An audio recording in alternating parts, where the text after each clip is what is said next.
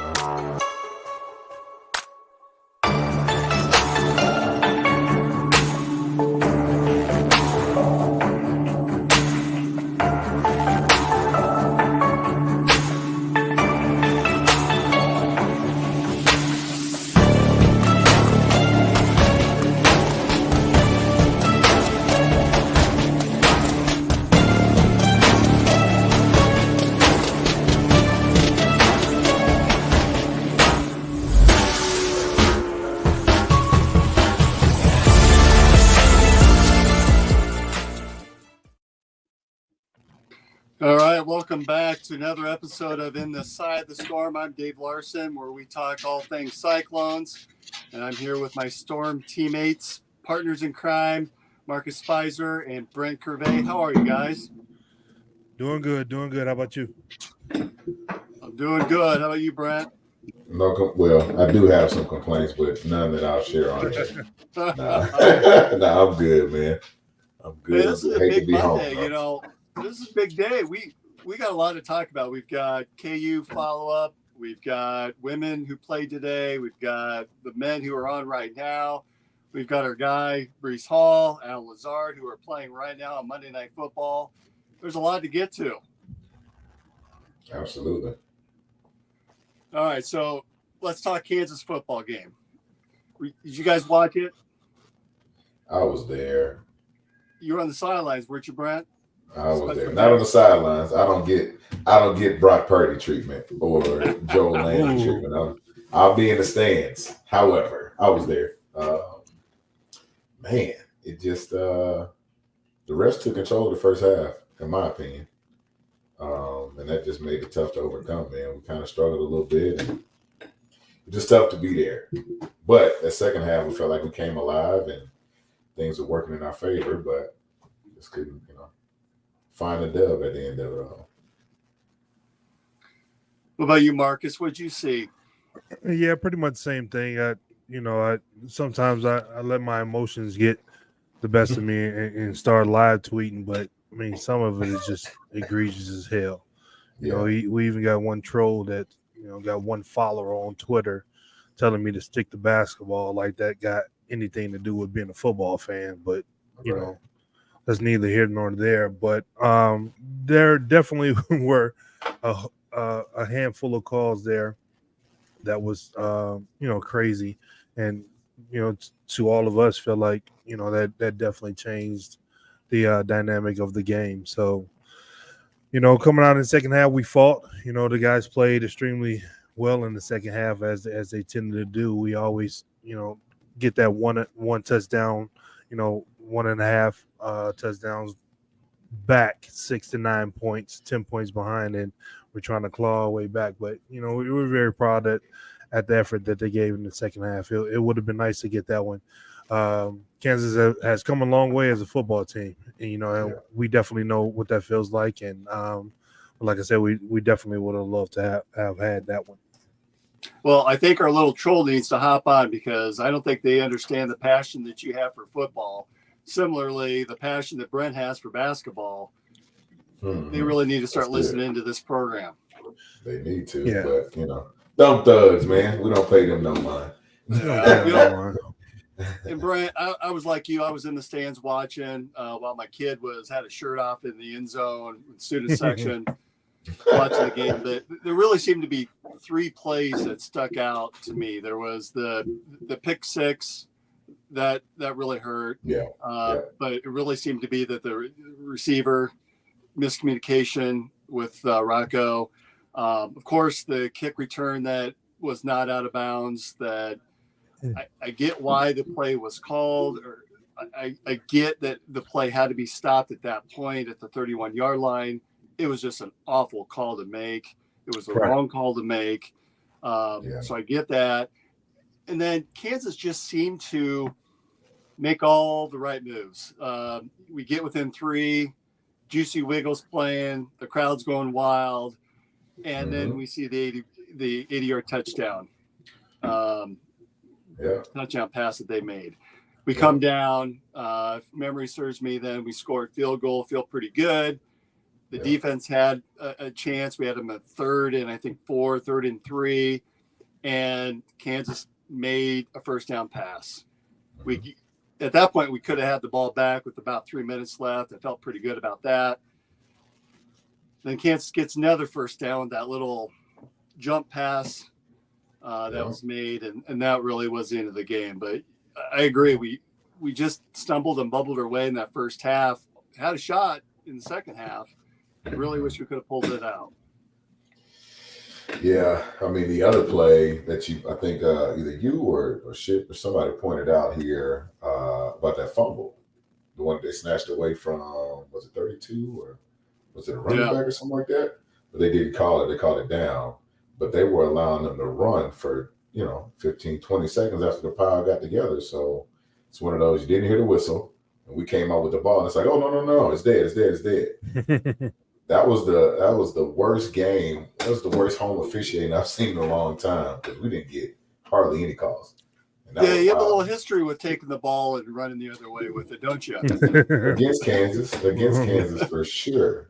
But not hearing the whistle though. Right.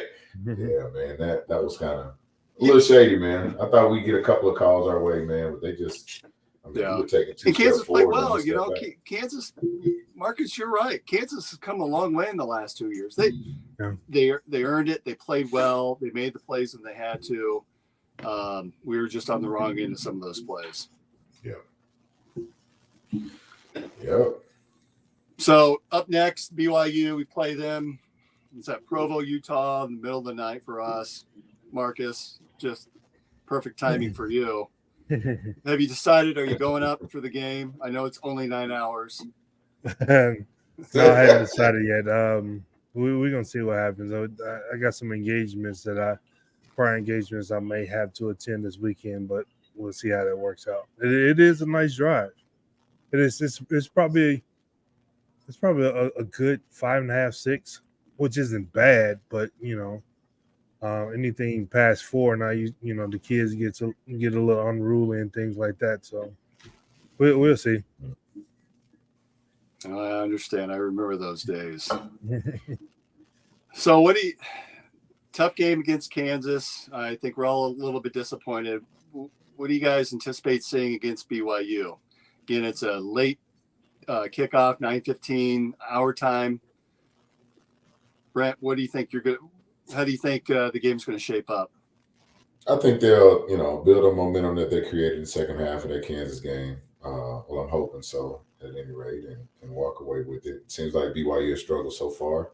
Just from scores I've seen, I haven't really had a chance to really watch them as much this year, but it doesn't look like they'll be too big of a challenge. You're playing on somebody else's home field, so that's always, a possible issue. But, I think defense has been playing well outside of a couple miscues. I mean, Kansas took advantage of us early, but I just don't see BYU having that sort of success against us next week. I like some of the defensive pressure we put on Kansas in the second half. Coach really seemed to take his shots when he could and made them uncomfortable. Again, Kansas made some good moves, and they ultimately made some plays. But I like our chances against BYU. I'm curious if Slovis is going to pay. Is it Slovis, quarterback for BYU? I think he's been out the last couple of games. I'll be curious to see if this is a return or not. Yeah, even so. I trust Haycock in his plan. Regardless, I think he'll have the boys ready to go, no matter what. Have them keyed in on whoever it is, and I think they'll take care of business. Man, should be a good sound win for us. Well, we need it again. We one more game to be bowl eligible, and really like to see us make that. Absolutely. Marcus, what do you think? How do you think this game's going to turn out on Saturday? Well, I hadn't seen BYU play all season, so I really don't know. I definitely go into every game being biased. So I just have the That's feeling what the show's that, about. Don't apologize. yeah, That's what the show's about. I just have the feeling that our guys are going to play tough. I'm not a fan of blowout games. I like seeing good competitive games, but ultimately a W at the end. So I really don't know. Like I said, I hadn't seen BYU play at all this season, so maybe I'll look them up. After we're all for sometime this week to see if I see some highlights and stuff. See what they're working with. But ultimately, we need this win, like you said, to be bowl eligible, and I know the guys are going to be hungry to come out and get that. Yeah, I agree. The only thing I'm worried about is the time difference and the playing so late. You get into that rhythm of playing at 11 and you get into that rhythm. So when you change it to a 6 o'clock game, that's a different rhythm. And now you go to a late game like this. That has me a little bit concerned, plus the travel going west. Did you guys ever have situations like that where you had to play West Coast, Far East Coast, and your clocks were all off? How did you adapt to that? Oh, well, I mean, just first place for us. just What's that, Brent? It's my bad. I didn't mean to cut you off, Mark. you go. Go ahead. No, I was just saying. I mean, Colorado was probably the furthest that we had went and played. Just kind of playing in that, thin air and just feeling, all of that. I guess kind of lightheaded feeling. I guess more or less, and heavy breathing and all of that good stuff, man. But I mean, outside of that, that's the only place that I personally can think of in my collegiate career. We went out west and played that may have had any sort of impact on us. Marcus, you were flying all over the country, right? Yeah, we went to the Great Alaska Shootout one year, and then the next year we went to Hawaii. But when we were in Hawaii, we were there for about 2 weeks. So that first week, we were there just practicing and had the chance to try to get some of that jet lag recovered.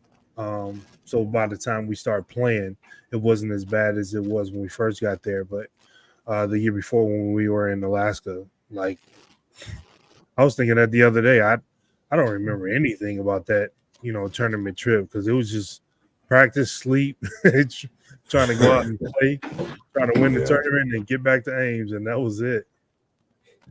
That was it. They didn't give you any beach time? Any what? Hawaii? I don't mess with the beach too much. It's a known fact to me that sharks live there.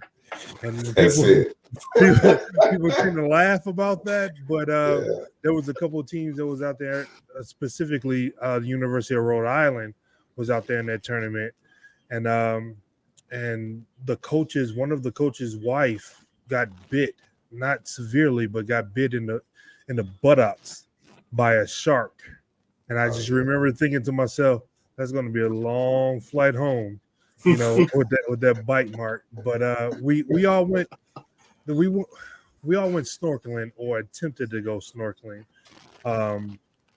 Martin Rancid. Martin looked like he was miles out there with his flippers and his snorkel on and stuff, and so I got there late because I didn't want to do it. So all of the whatever the flippers or whatever they're called, they were gone, and I was just out there in some old shoes that I had, and so I had my snorkel and the goggles and everything, and the water was like to my stomach, to my chest, and clear blue water. I mean, for as far as your eyes can see. So I had my goggles on and put my head down in the water. Man, there was so many funny looking fish going all in between your legs. And so like when I got up out of the water, you couldn't see nothing. I said, okay, I think I'm hallucinating. And so I did it again. Man, it was fish. I said, oh no. So if it's a shark out there, it's the same thing. I can't see anything. I said, nah, y'all can have this. And I literally took that equipment back, and I was done. And like I said, I was sitting on the beach, and the guys was out there playing in the water. I mean, I just remember Martin Rancid being so far out there, and I was just praying, man, don't let nothing grab him out there. Because if it did, then what are we gonna do? So Right. I don't mess with the beach. I don't mess with the oceans like that because, like I said, sharks do live there, Yeah. and some other You were in things. their home. Yeah, for real. Well, Good. sounds like a good investment. All right, so men's basketball. Have you been able to catch the first half of the game that's on right now? No, one of my kids from our AAU program that plays at Utah Valley State. He's playing right now and currently on the TV screen. And so, like, Marcus Jr. sent me a text because he wanted the Hulu password. And he said that our kid Osiris Grady, 6'8", power forward, is playing right now. So wanted to watch some of him, see how he's doing. It is their first game of the year. So I got the Cyclones on recording, and I'm recording him as well. So I keep on looking over to see how he's doing his first game. But I hadn't had a chance to peek yet. This is, like you said, so many things is going on tonight. Monday Night Football is being recorded, all of that. So I get All to right, it. so I'm not going to give you any insight then to spoil the moment, but you're going to like it. We'll just keep it at that. You're going to like what's going on. And when you have a chance, check out the Green Bay coach's jacket. I'm telling you, it's elite. It's an elite sport coat that he's wearing tonight. I've seen some elite coats, with Craig Sager. Craig brought some elite coats out. He did. It's probably a little bit closer to some of the old 1970s Bob Knight editions with the green and white plaid. But it looks very sharp. So did anybody get online to purchase their 12 by 12 piece of Hilton floor that went on sale this morning by the athletics department? No, they better be sending me one to my mailbox. So they're selling 300 of these, and there was such high demand that the website crashed. They're selling them between $50 and $100 per 12 by 12 slab. And there's a QR code that tells you about on the floor where that piece came from. But yeah, apparently it crashed this morning. They're going to have to redo it at some point down the road. That's how the demand is for a piece of Hilton Coliseum. Didn't they just do something like that like a year or two ago? I think our comrade in arms, Chris Shipley, has a couple of pieces of Hilton Coliseum's floor. I do. I will. I'll bring it up on a tweet. I tweeted out a couple of photos. Yeah, you're just going to show it off now, aren't you? I am. You bought it today, or is this? No, these are from 2012 it's the floor from 2012 to 2018, I think. Okay. So what floor did they sell today? The one from 2019 till last year.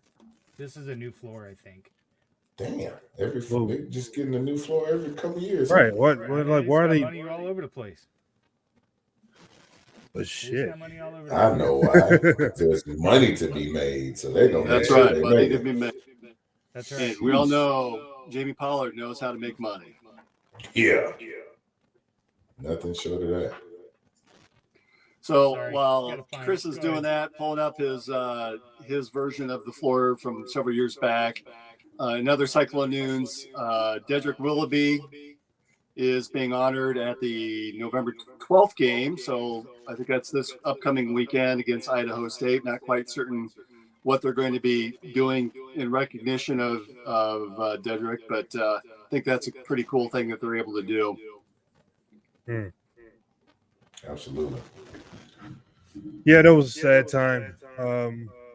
Looking on Facebook, and I think Sean Bankhead is the one that posted it when he passed away, and I was just completely blown away. And Sean gave me a call right then, and we spoke on the phone, about 10-15 minutes about the whole ordeal and everything like that, and pretty devastating for Cyclone Nation and the ones who were his teammates and for us that came up, wanted to be like him. So that's definitely great for them to be able to honor him. Yeah, he was a true legend. I remember him playing, and he was one that would break ankles. He just had this force about him, and when he needed someone to score, he was a scorer. Yeah, and he's from Louisiana, so that whole Louisiana connection coming up behind him. Wanted to be a Cyclone because, like I said, that team, him, Sean Baykett, Kevin Cato, that team right there, Kenny Pratt, really made me want to be a Cyclone. And to lose him so early in life is definitely tragic. Did the fan come with his ship? No, no.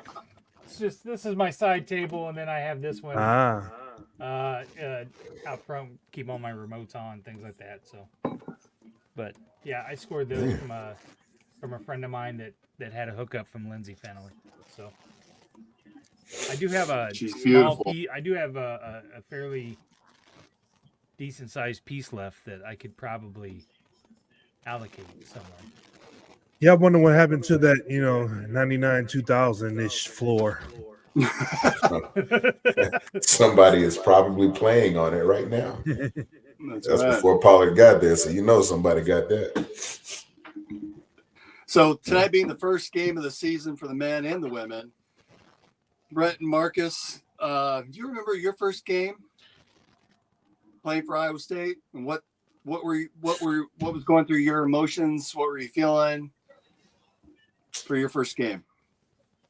Yeah, I remember my first game. I mean, I think I played. I mean, I feel like the game I remember most was my first start. And that was against Oklahoma, and they were like number one in the nation. I think Jason White won the Heisman that year. And yeah, I was a true freshman, and damn near their whole O-line went to the NFL, and I was about 260, just getting tossed around like a rag doll, but I was all over the place, making plays, and that's something that kind of stuck with me. But no nerves. I was just like, this is what I wanted to come to school and do. I was looking forward to my opportunity to kind of put myself out there. So I just knew that was a great first showing for me. And it was on TV. It was TBS at the time, so not a ton of viewership, but at least everybody back at home got to see me play. So that meant everything to me. So I knew I had to show out because I knew too many eyes would be on me. So last week we learned from Keith Sims how he was told that he was going to start for his first game. How were you told that you were going to be the starter against Oklahoma? I mean, I was rotating in. Jordan Karstens was a senior when I was a freshman, and he tore his ACL the game before against Northern Illinois. So I was already rotating a lot. So I played a lot as it was as a true freshman. But once he went down, I was next in line. So it was one of those I kind of knew. It wasn't a, hey, you got the job. It's you better figure it out, kid. Let's spend another hour after practice, hour before practice doing walkthroughs and making sure you don't forget your job and just run around there like a chicken with his head cut off. But yeah, I was rotating in enough, and they just kind of trusted me with the job. So Carson spent some time in the NFL. He was a good ball player as well. Yeah, went to the irony of it is kind of felt bad after. I came to Iowa State as a freshman behind Jordan. My first year in the NFL, I went to Carolina. When I got there, Jordan got let go because he had I don't know if it was a blood clot or something, some sort of other injury, or I'm sorry, it was a non-football related injury, but it was pretty much career ending. So it was something with his lungs, or he had a blood clot or something, but he ended up having to leave my first year there as well. So it's like, damn, I feel like I'm a cancer to you almost, man. I felt bad for him, but got to follow in that guy's footsteps, and I learned a ton from Jordan in the process. So. What about you, Marcus? Do you remember your first game? No, not at all. Man, that was over 20 years ago. I literally was just trying to go through my brain's Rolodex. I do not recall who it was at all. I mean, I know, Tim Floyd was the coach my freshman year, and Man, what he was putting us through in practice, whoever it was definitely got to work, but I don't I don't I don't remember. I mean, my freshman year was tough. You know, I was talking to a good friend of mine a couple of days ago, Chad Parr, and me and Chad was talking about. He sent a picture with him and Clay Edwards and Tony Rampton, and I was like, man, those guys' elbows, man, was breaking me in my freshman year when I came in. I said, I came in, thought I knew everything and was just going to dominate, and they really gave me a rude awakening. So, you know, we don't have training camp, but training before the season started and all of that, like it was school, practice, weights, school, practice, weights, and that's about it. So a lot of that was a blur pretty much until we got to the Big 12. And then, things kind of slowed down. Now you can plan, what game, what team to look forward to and everything like that. But early on, no, I do not recall stats and nothing like that the first game. Now you're going to have me thinking for a while trying to figure it out. I'll probably break down and try to get on Google. We're gonna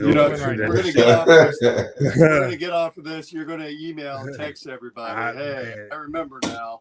But you've said this before, right? I remember. You said that practices were so tough that the games were almost easier because practices were so difficult and challenging, and they made you work so hard. Absolutely. I mean, along with all of that, it was fun too, though. But it was challenging, and it did bring out the best of us.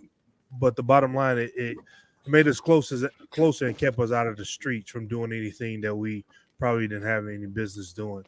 I mean, we were student athletes first and foremost, to be there to get an education and then play sports. Fortunate enough to do that, but man, we were trying to get me and my roommate Paris Corner. We were trying to get rest, man. That's the only thing we were focused on, getting that rest. Well, have you guys been paying attention to the NBA now that's kicked off as well? Absolutely. Yeah. I've definitely peeked that a little bit in there.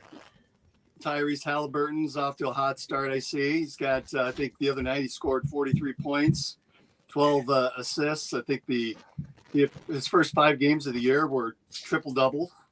43 points is a career record for him as well, and in the most of any Cyclone. Well, setting his own record in the NBA. Pretty impressive start to the season for him. Oh, what is that? I think Brent's doing some laundry or something. My son was getting me some ice so I can refill my beverage. Yeah. You give me that relative. I said 1997. 97. We lost. First game, you lost to UNI. UNI. Whoa. Rye whiskey.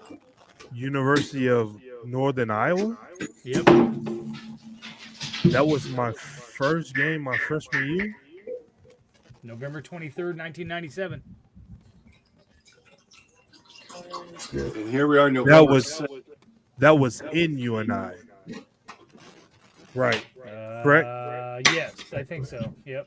But would you play at the Unidome at that point? No, it was at Hilton. It was at Hilton? Yeah, your first 5 games were at Hilton. Your first road game was Drake at Knapp, and you lost that game too. Damn. Yeah, my freshman year. It was working out too hard. I don't remember that UNI game, that first one. Well, now we know why. I remember that Drake game. I remember losing to Drake because I remember, this team shouldn't be, beating us, but we lost. I mean, beating Drake, and Drake has always been tough, just because of the closeness of everything of the two universities. But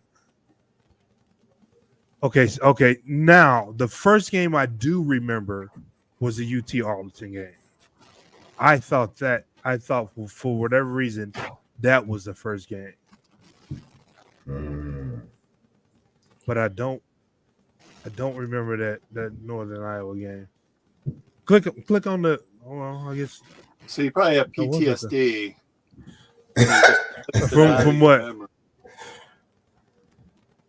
You also lost to Iowa that year, Marcus, by one. Yeah, I didn't beat Pile Iowa it on, shit. to my Jeez. junior year. We lost to Detroit Mercy.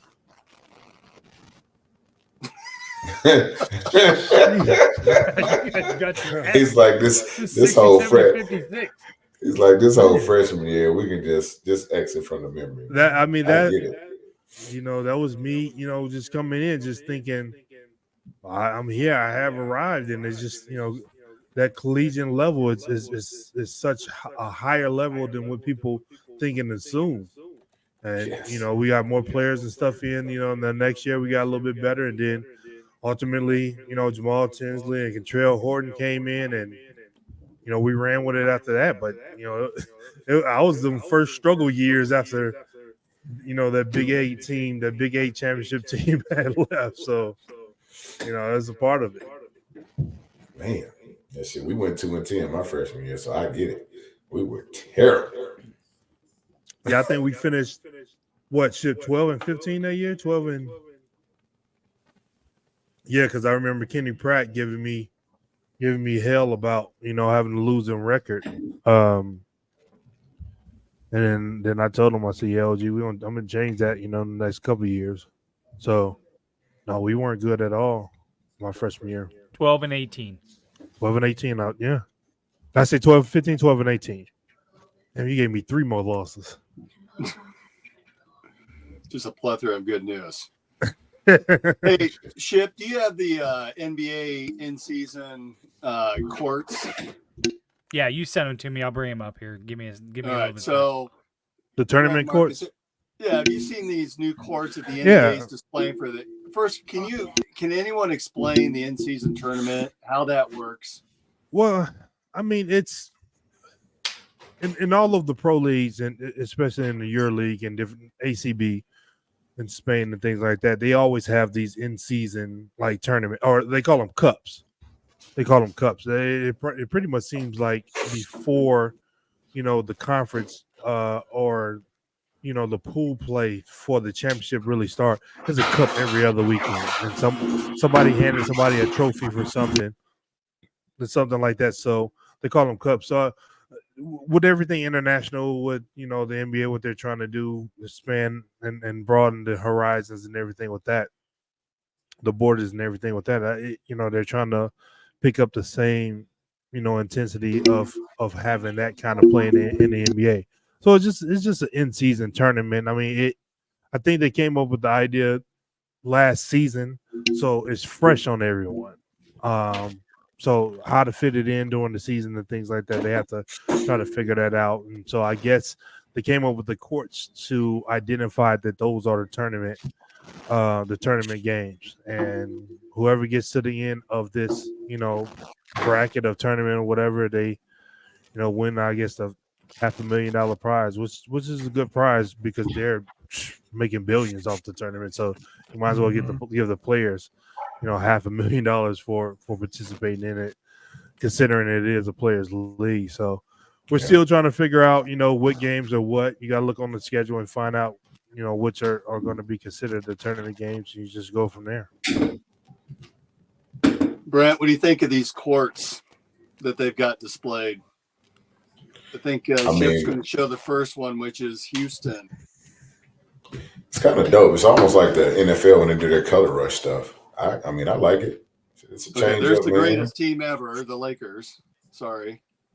He said the greatest team ever. I mean, I like it, man. It's a change up. You know what I'm saying? I like the breakup of the monotony, man. And I wonder, I don't know, maybe Marcus, you can chime in, but does that throw you off, like the loud, bright colors? Does that mess you up at all when you're playing? Well, not to me. I got a lot of people questioning and asking about the Bulls, obviously. Then too many people ask anything about the Bucks because theirs were more subtle.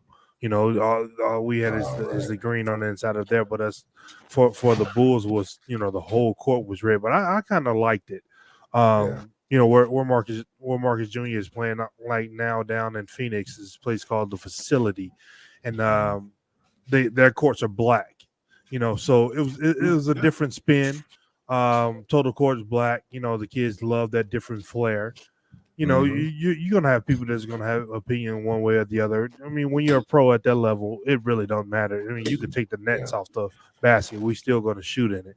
So it really doesn't matter. But to me, I liked it. I mean, I liked each and every one of the floors. I personally felt like, you know, our floor in Milwaukee was kind of bland. I was like, damn, that's all they're giving us is the green strip down the middle.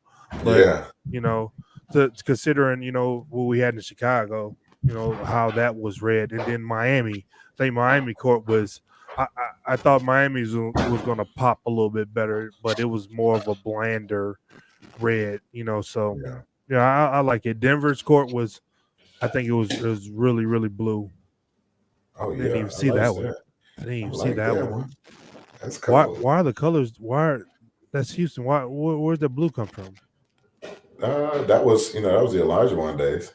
Okay. With Stevie Francis and all of them, they had the blue on the jerseys then.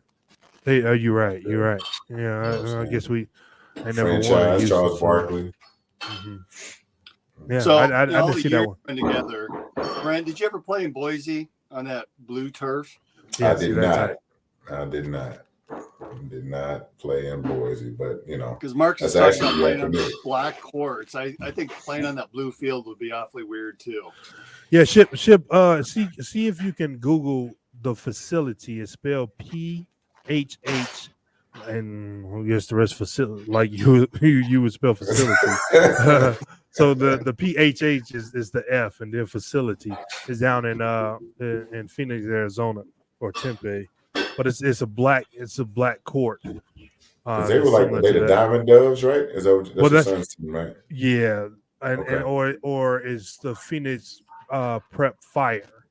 So they got a couple different teams and stuff down there, but their court is black like that. So yeah, if you can pull that up and show.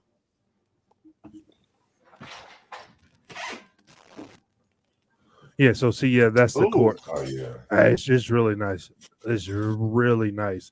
I don't think it looks that good anymore. that looks like when they first put the floor down, but you know, I don't think they buffing it that well anymore. But it's cool. The kids love it. You know, different flair, something different than what they've played on, you know, before. So, is that Charlotte? That's your Bulls. No, not the big one. The one down there below. Bottom right. Yeah, is that? That's Del Valley. Who's it? The Suns? Is that Phoenix? It's got to be.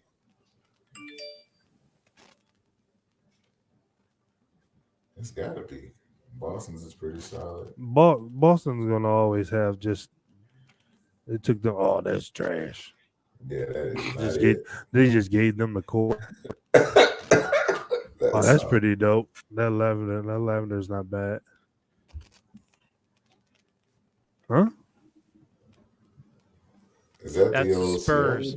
Spurs. That's the Spurs. That's the Spurs. Okay. Yep. I don't get the green on there. No, and I do. I think that other one was the Suns. It is. Yeah, I'll bring it back up. Yeah, you can see it says Suns over here. It's the Valley. Okay, yeah, I see it. Yeah. Crazy. And I like the Warriors court the other night. Look kind of clean. But it's doing what, you know, Adam Silver, you know, projected. We're talking about it. People are talking about it. You know, it's about. Yeah, right. It's about the clicks and the likes and things like that, and getting traction of people speaking about it, whether you like it or not. Who is that? Detroit? That's pretty solid. So the first games of this tournament, like everyone didn't have a home game, so we hadn't seen all of these courts yet, huh? Yeah, I think eventually they'll all be played. Several games during middle part of the season. Well, we're actually approaching it now. I think there was a game just the other night that the Pacers played in, was their first in-season game. But then immediately following, I think, is their regular season game. Right. I mean, it don't take much to put the courts down and take them up. You Yeah. know, and they usually do it every night out in Chicago. By the time we And then got they can out, turn you around know, and sell. They can cut it up and sell it. they don't All right, sell let's those take as a much. let's take a Revelton break here and hear a word from our sponsor, Revelton Distillery. At Revelton Distilling Company, everyone has become a part of the Revelton family. From the Taylors and their daughter who helped perfect their award-winning gins, to the team who installed Lucy, our 33-foot-tall custom-made still, right down to the local farms that provide our coveted corn, and even the cows on those farms who consume our mash byproduct. Want to see the farm to flask come to life? Now you can tour Lucy and find out where we take Iowa's harvest and transform it into our finest spirits. Choose between a 45-minute tour or find out even more by scheduling a VIP behind-the-scenes tour to get the taste of the full Revelton experience. You can visit them at 1400 West Clay Street in Osceola, Iowa, or find all of Revelton's award-winning spirits at any local grocery or spirits retailer.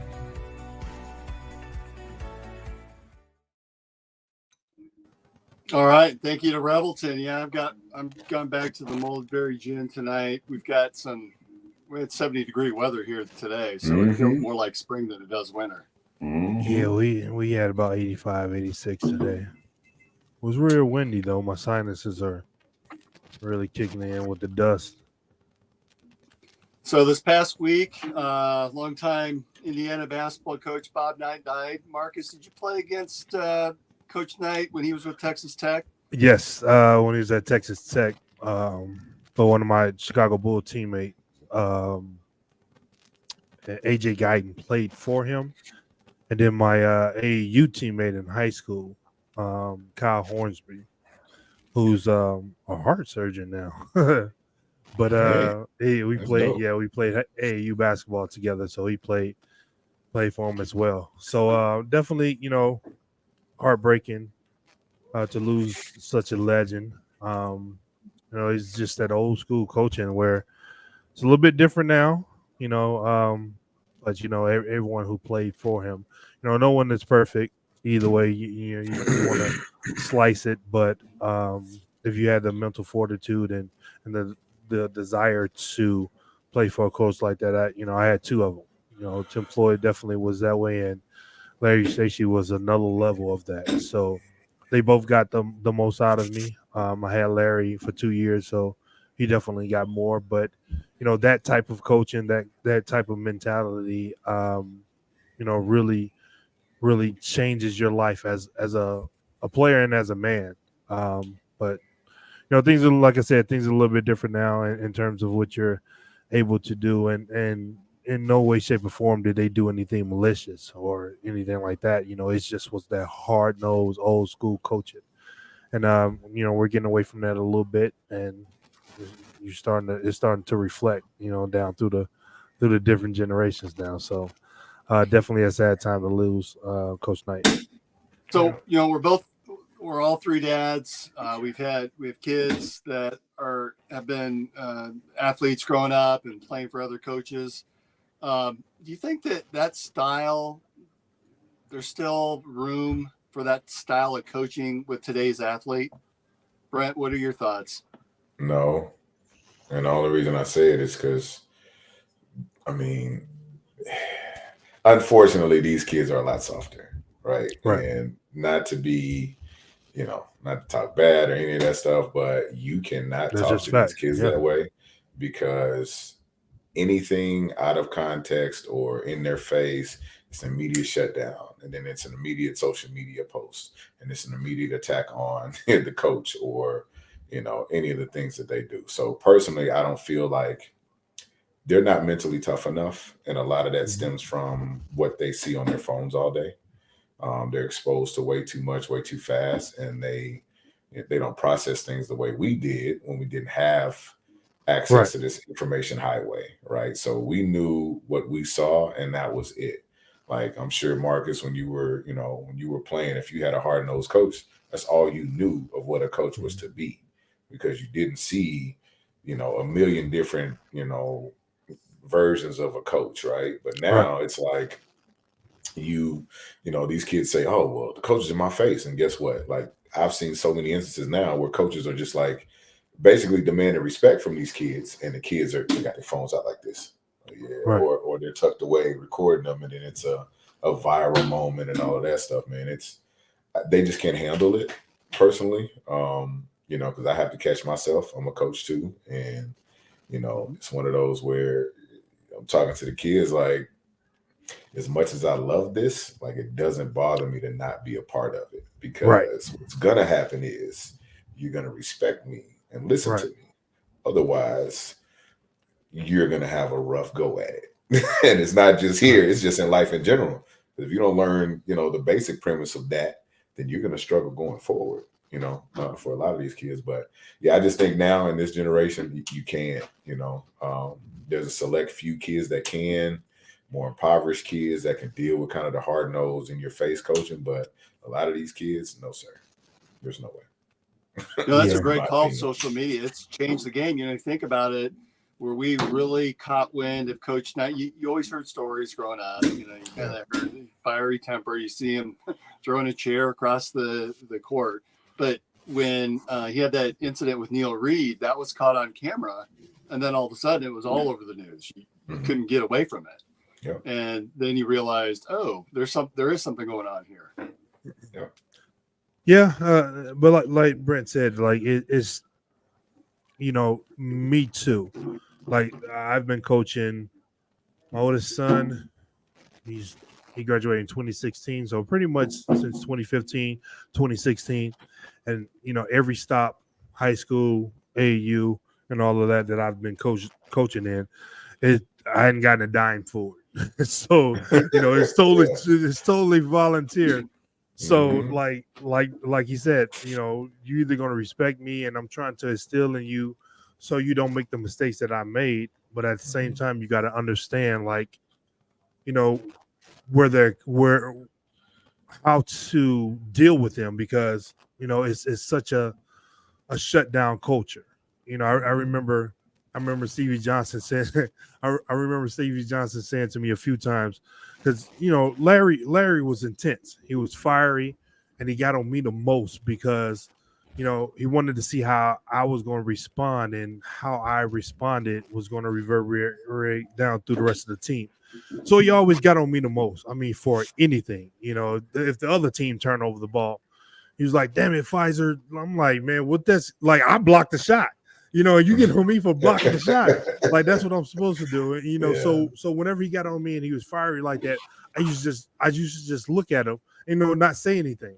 And Stevie was like, man, you just, when Larry be on, you just look at, just be staring through him. I was like, well, first of all, it's not like he's gonna beat my ass or anything like that. So we're not gonna get there. I'm just, I'm just here, just listening to what he's going to say, because I know what he's doing and I know where he's trying to get us to go. So that wasn't nothing, that, because he wasn't that type of coach. He wasn't throwing anything at you, anything like that. He wasn't, he was just getting on you to be better. And I understood that. And the kids who understand that, the players that understand that, know it's not personal. It's just trying to get the best out of you. But we're at a time like now, coaches want to be their friends, and want them to take, like, once I'm trying to get these kids education paid for. That's the first step. If we can get to the next level from there, then that's great, and we continue on.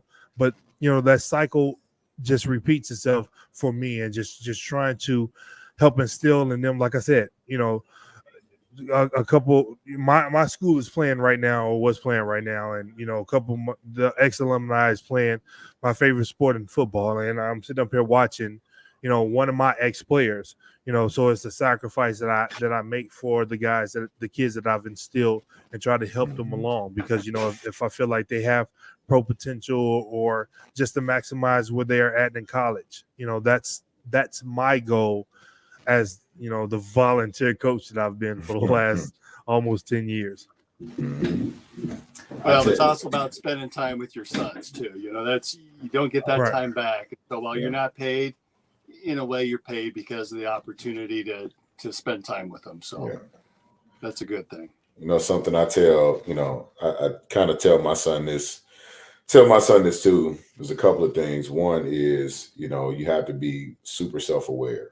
So like being able to be your own worst critic, but understanding your mistakes right now, right? So you talk about going to play professional ball or ball at a higher level.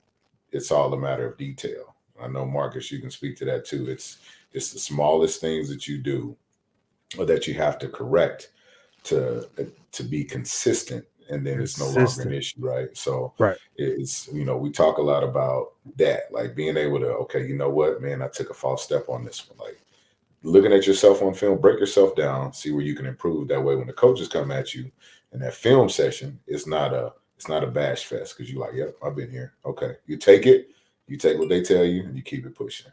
And then the other part of it is when the coach stopped coaching you, they really don't care about you anymore. At that point, they know you're not receiving the message, Right. and they're not getting through to you anymore. And so you're kind of a lost cause. So take all of that coaching because it's a blessing to get that, right? A lot of these guys have a lot of good knowledge and they got some good information to pass down. You take what you can use and let the other go. Yeah. Well, and listen to the message, what is being said, not necessarily how it's being Right. said. Yeah. So women's basketball, they played earlier today, 11 o'clock, their first game of the season. They came out and won 82-55. They shot 42% from 3-point range. Looks like Twister Sisters are back in action. This is fun. This is shaping up to be a fun team as well. Don't know if any of you guys had a chance to catch that game, but their next game is Sunday against Drake in Des Moines. They played at 11 this morning. Yeah, That's it was crazy. a special game, and so I think a lot of the kids in Central Iowa had the day off, and so I think Hilton Okay. Coliseum was rocking today with Gotcha. junior high and high school kids that families were able to go up. Fortunately, I had to work, so did not have the opportunity to do that. So this is the 50th season of women's basketball. So those that are watching and listening, if you have a chance to get up there, Iowa State women are usually top 3, top 5 in attendance. I think that they're like 10 out of the last 11 seasons. They're in the top 10 in the nation for attendance. So they've got a pretty good product. Bill Feneley has just done a phenomenal job with that program. And I think this year's team shaping up to be quite the good freshman crop of players that are going to be up there. Fortunately, we lost Emily Ryan. Kind of read between the lines earlier this summer. It sounded like there's some health issues that are going on. So we certainly wish her the best and hope to see her back on the court if those are able to resolve themselves. And then for some reason, we always end up with wrestling, but did you see where the first wrestling match of the year was over the weekend? Mm-mm. No. So Iowa State wrestled back in Ohio at David Carr's high school gym. David Carr? Really? Yes. I thought that Who's was that guy? sort of that was really a neat thing. We're seeing some of this. You go back to high school. A couple of years ago, there was a basketball game that was played on an aircraft carrier. We saw the Iowa women play in Kinnick Stadium, an exhibition game. Have you played on any sort of odd locations or weird surfaces in your careers that you thought, I never thought I'd see this happen? I played in the Alamo Dome. Down Yeah. but the Spurs. But I mean, that place is huge. Like, Right. you drive the bus up into because it's a football dome, and so they used to cut off the sides, whatever, with curtains and stuff like that, and so for a place that big, the depth perception is weird. I mean, if you're playing there and that's your home court, then you're used to it. And I attribute a lot of the Spurs wins and championships in there to that, but because the depth perception is so weird. But that's probably the biggest place I played in, or when we were in the NCAA tournament, we played up in the dome in Minnesota too. So Mm. Thanks for that's that. Up to Detroit. I never played on like an aircraft carrier or anything like that. I got to equate that to like playing on a cruise. I got to hoop on a cruise once. That was about it. Did you? It was Really? unique. It was very unique, but nothing. It was not professional. We were just out there shooting around. That was totally different, but it Did you was have any still netting? unique. Did you have You said any what? netting around for Yeah, in case the yeah. ball Yep, they had went a awry? ton of nets around the side, but it was just, for me, it was just super weird. I already was on the water, and like Marcus, it's like I'm on a vessel, so I'm okay. It's like a hotel that was moving, but just to just literally look over and I could see the water, like that net didn't. I just made sure I stayed on the other side of the court. It didn't sit right with me. It's like probably put up a couple shots, and like, yeah, it's time to get on out of here. I think I've had enough. Just wanted to say I did it. Well, that sounds like a great way to end, guys. It's been fun. Looking forward to more Cyclone talk. Looking forward to the weekend game against BYU. Should be a lot of fun. As we close the show out, any last words? I've got nothing Looking to forward say. to this win.